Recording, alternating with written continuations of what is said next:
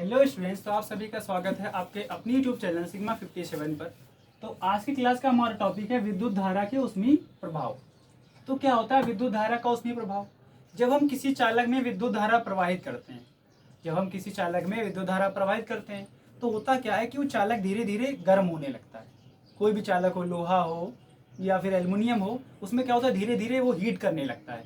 इसी इफेक्ट को हम क्या कहते हैं? विद्युत धारा का ऊष्मीय प्रभाव कहते हैं। अर्थात किसी चालक को ऊष्मा विद्युत देने पर, किसी चालक में विद्युत धारा प्रवाहित करने पर उस चालक में ऊष्मा में प्रवाह होने की घटना क्या कहलाती है? विद्युत धारा का ऊष्मीय प्रभाव कहलाती है। तो हम लोग यही लिखेंगे। क्या लिखेंगे? किसी चालक में धारा प्रवाहित करने पर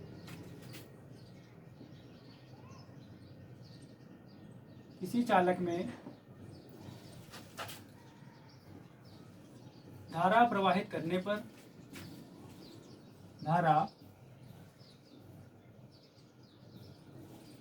प्रवाहित करने पर किसी चालक में धारा प्रवाहित करने पर उसमें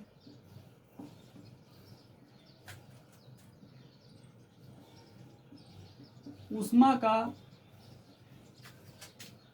का उत्पन्न होना, यह भी कह सकते हैं ऊष्मा का बढ़ना क्या कहलाता है? ऊष्मा यानी कि हीट कह सकते हैं। ठीक है, ऊष्मा का बढ़ना विद्युत धारा का ऊष्मीय प्रभाव कहलाता है। विद्युत धारा का ऊष्मीय प्रभाव कहलाता है। विद्युत धारा का ऊष्मीय प्रभाव कहलाता है।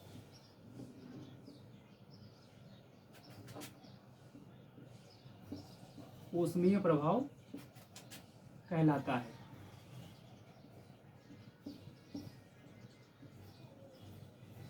क्या कहलाता है? विद्युत धारा का ऊष्मीय प्रभाव कहलाता है। अब देखिए, अगर हम बात कर लें विद्युत धारा का ऊष्मीय प्रभाव है क्या, तो सभी ने जान लिया कि किसी चालक में धारा प्रवाहित करने पर, विद्युत धारा प्रवाहित करने पर उसमें ऊष्मा का बढ़ना, तापीय ऊर्जा का बढ़ना, ताप ऊर्जा का या फिर ऊष्मीय ऊर्जा का बढ़ना क्या कहलाता है? हमारा विद्युत धारा का ऊष्मीय प्रभाव कहलाता है। अब होता यह है कि अगर हम किसी चालक में धारा प्रवाहित कर रहे हैं तो उसमें या तो प्रकाशीय ऊर्जा बढ़ेगी या फिर ऊष्मीय ऊर्जा बढ़ेगी। ठीक है, हम लोग नोट में यही डाल लेंगे कि विद्युत ऊर्जा का जो हम रूपांतरण किस में कर सकते हैं? तापीय ऊर्जा में या फिर प्रकाशीय ऊर्जा में। तो नोट पॉइंट डाल के लिख लीजिएगा कि विद्युत ऊर्जा का रूपांतरण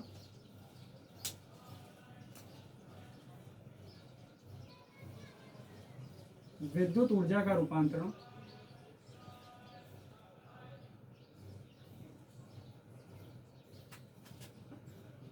विद्युत ऊर्जा का रूपांतरण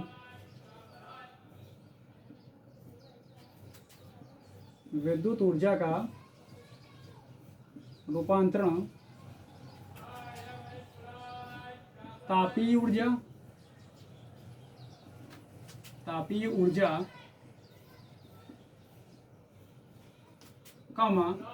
प्रकाशीय ऊर्जा में किया जाता है। प्रकाशीय ऊर्जा में किया जाता है या फिर किया जा सकता है। अब इसके कुछ अनुप्रयोग हैं, कुछ उपयोग हैं विद्युत धारा के उसमें प्रभाव के, जैसे विद्युत बल्ब हो गया, विद्युत इस्त्री हो गई, विद्युत ऊष्मक हो गया, ऐसे कई सारी चीजें हैं। तो उनका भी हम एक एक करके डिस्कस करेंगे। क्या है? विद्युत ऊर्जा का रूपांतरण तापीय ऊर्जा प्रकाशीय ऊर्जा में किया जाता है। प्रकाशीय ऊर्जा में किया जाता है।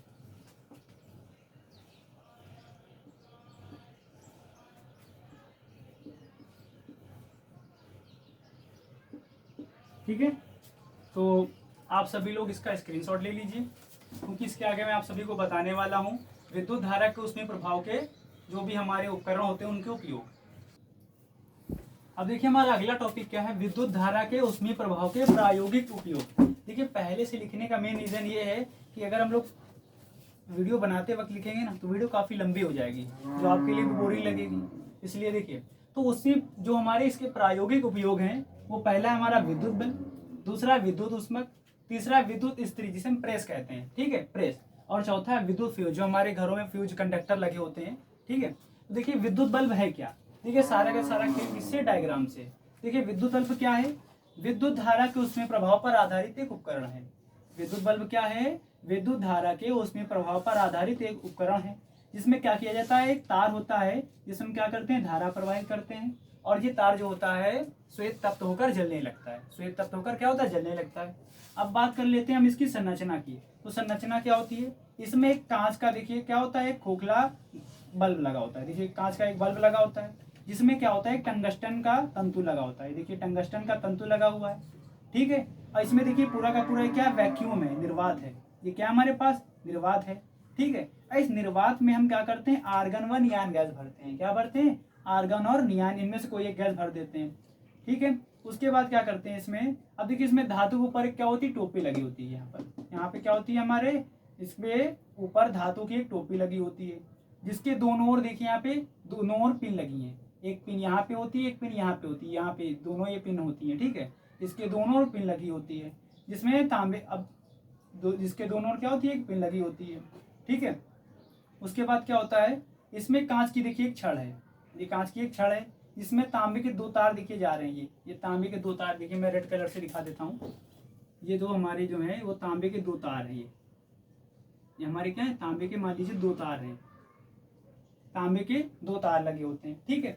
अब एक्चुअल में होता क्या है कि अब बात कर लेते हैं अगर हम इसकी क्रियाविधि की। इतना आप सभी लोग समझ गए होंगे, देखिए एक बार और समझ लेते हैं। अगर हम बात कर लें सिद्धांत की, तो विद्युत बल्ब क्या है, विद्युत धारा के ऊष्मीय प्रभाव पर आधारित एक उपकरण है। और इसमें होता क्या है कि हम तार में विद्युत धारा प्रवाहित करते हैं, और वो तार क्या होता है, विद्युत धारा के प्रवाहित करने पर श्वेत तप्त होकर जलने लगता है। ज्यादा से ज्यादा तप्त होने लगता है, श्वेत तप्त होने लगता है, इसलिए वो जलने लगता है। संरचना की बात करें तो इसमें एक कांच का बल्ब होता है। तो देखिए कांच का एक बल्ब है हमारे पास, ये ठीक है, कांच का बल्ब है। इसमें क्या होता है, निर्वात होता है, जिसमें आर्गन व नियान गैस भरी जाती है। तो इसमें जो खाली जगह यहाँ पे क्या होता है, हमारा निर्वात होता है, जिसमें हम आर्गन व नियान गैस भर देते हैं। इसके ऊपर के धातु की एक टोपी लगी होती है। इसके ऊपर क्या होती है, धातु की एक टोपी लगी होती है यहाँ पे, ठीक है। तो आप सभी लोगों ने देखा होगा यहाँ पे इस टाइप से ऐसे करके एक टोपी लगी होती है, ठीक है। इसके ऊपर धातु की एक टोपी लगी होती है, ठीक है, जिसमें दोनों ओर पिन लगी होती है, जिसमें दोनों ओर पिन लगी होती है। इसमें कांच की एक छड़ होती है, इसमें कांच की देखिए एक छड़ आ रही है, जिसमें तांबे के दो तार लगे होते हैं, ठीक है। अब देखिए होता क्या है, ये पूरा बल्ब बनकर रेडी हो गया, पूरा बल्ब बनकर रेडी हो गया। अब होता क्या है कि इसमें हम जब तार को उष्मा देते हैं, तो तार जो होता है ना, उष्मा देने पर 2100 से अगर ज़्यादा जाता है, अगर उसकी ताप, इसका अंदर का टेम्परेचर 2100 डिग्री सेल्सियस से ज़्यादा जाता है ना, तो जो इसके अंदर उष्मा होती है ना, वो नहीं देख पाते, मंद हो जाती है। क्यों, क्योंकि इसकी दीवारों पर क्या होती है, एक वाष्प की परत जमने लगती है। वो वाष्प की परत ना जमे, इसलिए यहाँ पर हम क्या भर देते हैं, आर्गन व नियान। इन्हें हम बोलते हैं निष्क्रिय गैस। क्या बोलते हैं, निष्क्रिय गैस। अब ये निष्क्रिय गैस जो है हमारी बाहर ना निकले, निष्क्रिय गैस क्या हो, हमारी बाहर ना निकले। अब गैस भरी गई है, गैस को निकलने की जगह मिलेगी, वो निकल जाएगी। अब वो ना निकले, इसके लिए यहाँ पर हम किसी कुचालक पदार्थ या फिर लाख आप सभी लोग जानते होंगे, उस लाख जो है, उस लाख से हम क्या करते हैं, इस ऊपर वाले हिस्से को बंद कर देते हैं। तो आप सभी लोग इसका स्क्रीनशॉट ले लीजिए, फिर मैं इसकी क्रियाविधि लिखवा दूंगा आप सभी को। अब देख लेते हैं हम इसकी क्रियाविधि। तो क्रियाविधि क्या होती है कि जब इस बल्ब को हम होल्डर में लगाते हैं, जब इस बल्ब को हम होल्डर में लगाते हैं और स्विच को ऑन कर देते हैं, तो तांबे के तार, ये जो तांबे के तार लगे हो ना, इनमें से धारा बहने लगती है। इनमें से क्या होती है, धारा बहने लगती है। और धारा प्रवाहित करने पर ये जो फिलामेंट होता है हमारा, ये जो फिलामेंट होता है ना, ये 1500 से 2500 डिग्री सेल्सियस ताप पे बढ़ जाता है, और ये श्वेत तप्त होकर जलने लगता है। और जब ये जलने लगेगा तो बल्ब अपने आप प्रकाश देने लगेगा, बल्ब जो है अपने आप प्रकाश देने लगेगा।